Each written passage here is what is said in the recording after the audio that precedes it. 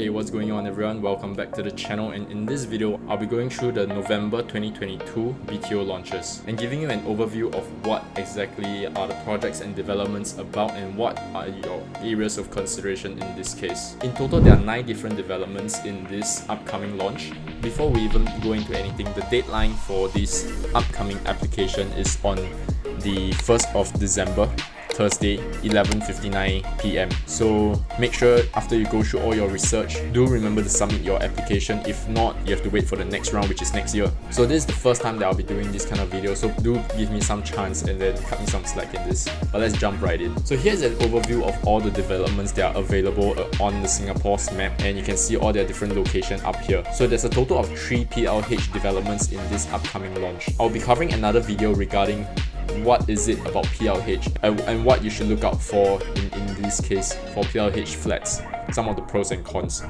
So I'll link it back here again. Do subscribe to the channel if you want to keep updated on this kind of news. So I think that is definitely going to be interesting launch for this November one, because majority of the developments released are located in the central, west as well as the north of Singapore, and there's only one that's on the east side, and it's not really towards the east, it's more towards the central area, which is at Kallang. So first up, I'll be covering the developments right up north at the Yishun vicinity.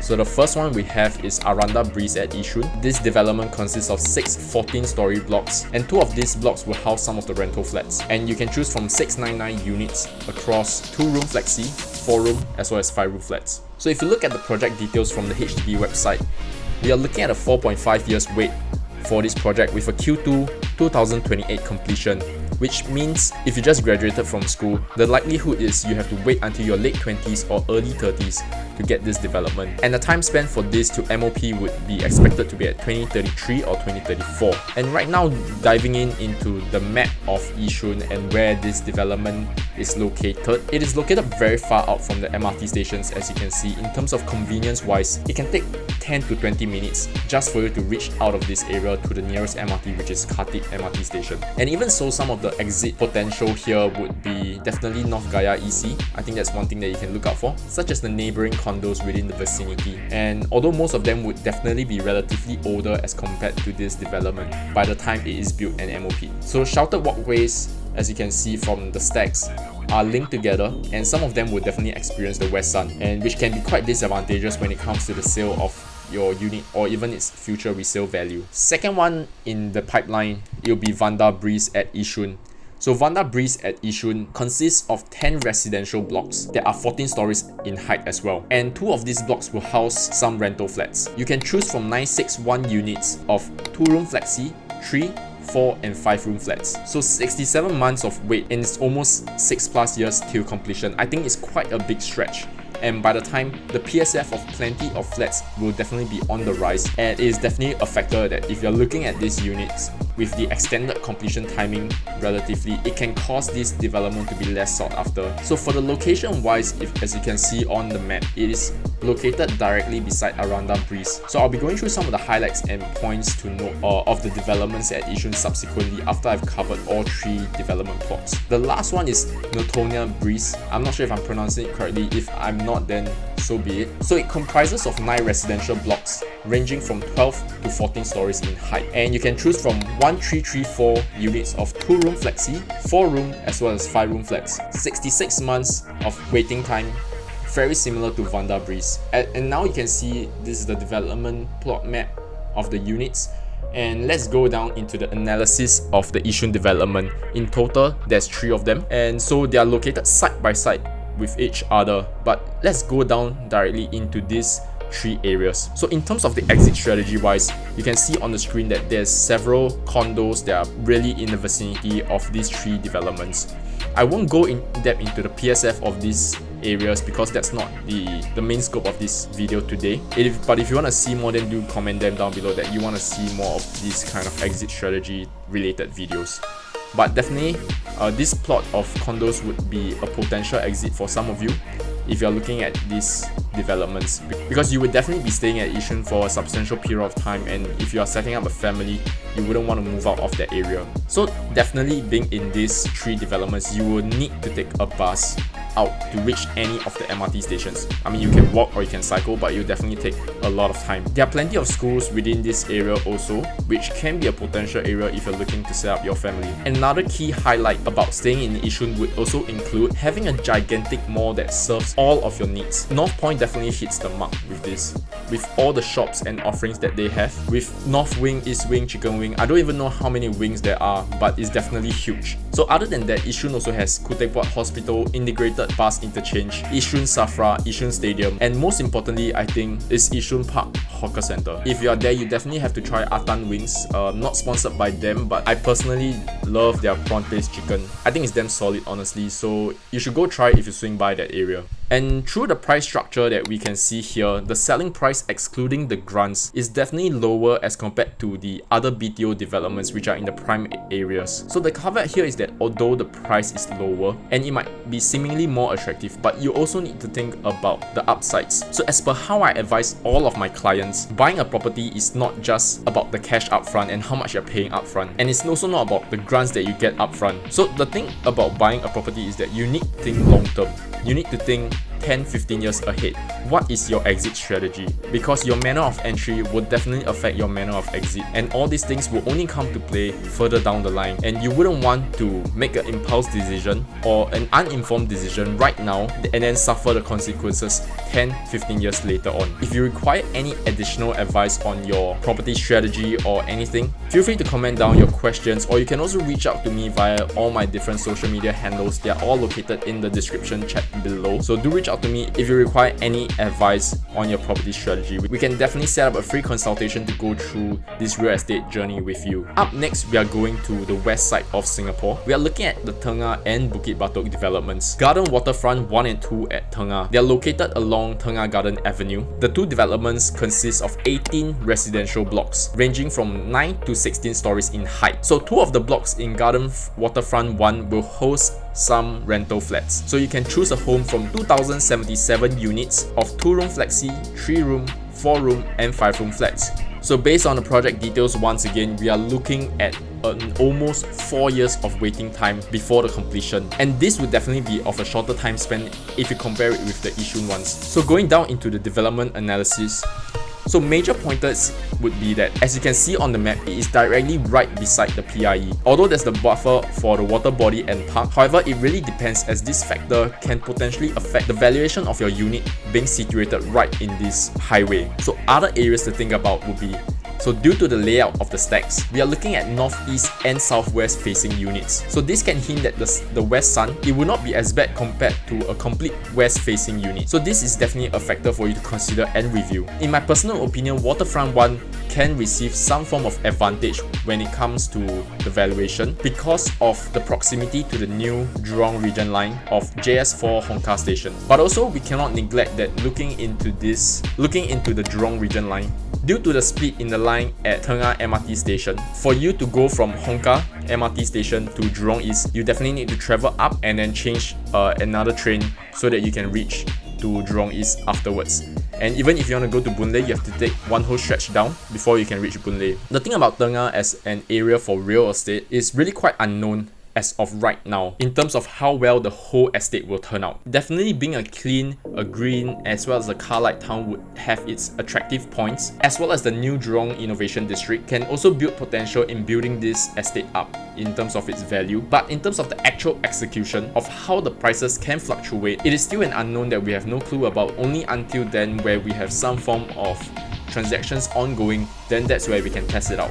For the resale prices, it is also relatively unknown as of now, but I will assume that prices can potentially go up high due to the new concept of the entire estate as compared to the neighbouring ones such as Bukit Batok and Bukit Gombak. With major developments in the area being built by the time this development MOP, I believe we will see some appreciation in terms of the prices of these units. The next one is West Glade at Bukit Batok. So West Glades at Bukit Batok comprises of 5 residential blocks between 14 to 24 stories in height. So you can choose from 790 units of 2-room flexi, 3-room, 4-room and 5-room flats. Based on the project details, we are roughly looking at a 4+ to 5 years of completion time. As for the location wise, you can see that it is definitely near amenities such as the food markets and grocery. Transport wise, it is a roughly 8 to 10 minutes walk to the nearest MRT station, which is Bukit Gombak MRT station. It is considered a pretty decent area for its amenities, although it will be surrounded by older blocks within the area. In terms of the pricing wise, it is definitely within the affordable range for most people to enter, and taking into consideration of the prices around the area, it should be growing steadily and progressively in terms of the valuation of the flats in there. Up next is the more exciting ones out of all the developments is Ghim Moh Natura. It is bounded by Ghim Moh Road, Ghim Moh Close, Commonwealth Avenue West, as well as the rail corridor. So this development is located very near to Buona Vista MRT station, and it comprises of 4 residential blocks ranging from 15 to 40 stories in height. So you can choose from the 991 units of 2-room flexi, 3-room and 4-room. So it is offered under the prime location public housing PLH model. In terms of the waiting time, it is roughly a 5+ to 6 years. Location is definitely fantastic because it's located right beside Buona Vista MRT. Cross the road, you are there, where you have the Green Line as well as the Circle Line. With Star Vista and Rochester Mall right at the corner, there's also Holland Drive Food Centre. If you are there, go try the kolomi there. It's definitely worth your time. And also, it's also near Holland Village where you can go for your drinks and supper. Looking at the layout of this development, most stacks are positioned in a way that it will look away from each other. Only 50B and 51A are inner facing, directly facing each other, but beyond that, the rest should have a very decent unblocked view and not directly facing any other unit, considering that it's up to 40 stories in height. So this development falls under the PLH model, so just take note of what you're getting yourself into, with estimated completion being stated at 2028. By the time it MOP, we're looking at 2038. So that's quite a far fetch from where we are here today, and it's difficult to tell how the property market would become in the future by that time. In terms of the pricing wise, I think it is fair and reasonable for them to ask for a premium as compared to the other units out in the west as well as in the north. The next one is Queensway Canopy. It is designed to take advantage of the scenic surroundings and proximity to the rail corridor. So 5 residential blocks with staggered heights ranging from 6 to 40 stories. So basically they're oriented to maximize the views that you can get from the units. So you can choose from 996 units of community care apartments, 3 and 4-room flats. So for the completion of the 3 and 4-room flats, we are looking at an almost 6+ years till completion, with the community care apartments being able to be completed 4 months earlier. Looking at the map, the location of this development, it is situated far away from MRT stations, with the nearest one being Queenstown MRT. We're looking at a 10 to 15 minutes walk. So this development is definitely something for people who enjoy the nature, enjoy being in the park connectors, enjoying sports, because it's located right beside the rail corridor as well as the Alexandra Queensway Park connector. So it is also near IKEA as well as Kent Park. So if you work near Alexandra or further down the road at Pasir Panjang or along the stretch Telok Blangah, this can definitely be a potential area for you to look at due to the proximity and convenience factors. So one benefit of this development is that you're located near the highway, but you're not directly beside the highway. So you can access the AYE very conveniently without suffering from the noise and all the negative parts of being beside the highway. So looking at the layout of this development, for most stacks, they are facing each other, and it can be something that not many might like, but the pros of this development, as mentioned, is situated closer to the central region, and it does not fall under the PLH model. So this can be a very good selling point for the developments here, and I would definitely think that this place would be oversubscribed by many times as compared to the other neighboring ones. So in terms of the pricing, we are looking at a very similar figures to the Ghim Moh estate, primarily due to the area that it is located in. So up next, we have Ulu Pandan Banks, located right beside Dover MRT station. It consists of 7 residential blocks with heights staggering from 33 to 44 stories in height. 2 of them will have varying heights from 10 to 12 stories, while another 2 blocks range from 6 to 8 stories in height. You can choose from 1,333 units of 3 and 4 room flats. So it is offered under the PLH model as well. So 2029 is roughly 7 years from now, and it can be quite a far stretch if you are urgently looking for a unit within the next 2 to 3 years. So conveniently situated right outside Dover MRT station, opposite Singapore Poly, food is definitely no problem, especially if you can blend in with the students. You can just go in and get the student discounts. So there are plenty of schools in this area. So if you're looking to set up a family here, it would be an ideal location for that, with ranging from primary schools to secondary schools to JCs as well as the universities. For the development and the stack, I think that is quite similar to the other ones that are currently existing near Ghim Moh, leading up to Buona Vista. So those units around Ghim Moh Link, you can look at that as reference in terms of how your units would be laid out. This development falls under the PLH, meaning you're looking at 2039 to 2040 before anything can move within this area. So it's quite difficult to predict how the PLH model flats will turn out in the future, because we have not reached any stage where any of them has MOP yet.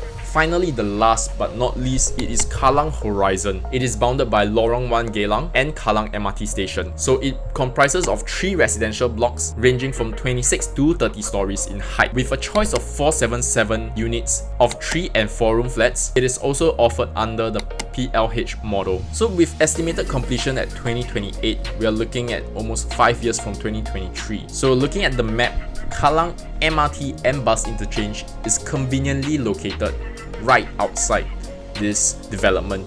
A short walk to Boon Keng Market as well as the food centers, with nearby malls including Kallang Wave Mall, and if you're a sports goer, the stadium is just right at your doorstep. There are plenty of food nearby, Old Airport Road, and also along the whole stretch of Geylang. It is very convenient for you in terms of choosing what to eat on a day-to-day basis. Another thing about the location is that it's so convenient for you to head down to the city or town areas, so there's really no wonder why this area falls under the PLH model. So the structures of the stacks, as you can see, is in a way which is diagonal, thus you get to escape from some of the direct west sun, and it can also help you to get some unblocked views also, as it can get quite windy if you're staying on the higher levels. So some of the other factors would be there's link bridges connecting the blocks to the car parks as well as the bus interchange, so which is very good because you have a shelter walkway, you don't have to fear of the rain. And based on the price tag, I think that it is quite reasonable for this estate itself because of the location, and it might be a cheap buy as compared to the other ones in the Queenstown area. So this is pretty much it in terms of the analysis that I have for the upcoming November BTO. Do let me know what are the things that you have questions about, or what are some of the concerns that I have not addressed in this video. Then I can get back to you on those areas in my subsequent ones. And so do drop this video a like and subscribe to the channel if you would like to see more of such analysis video on real estate property market in Singapore. So thanks for watching, stay safe, and I'll see you guys in the next video.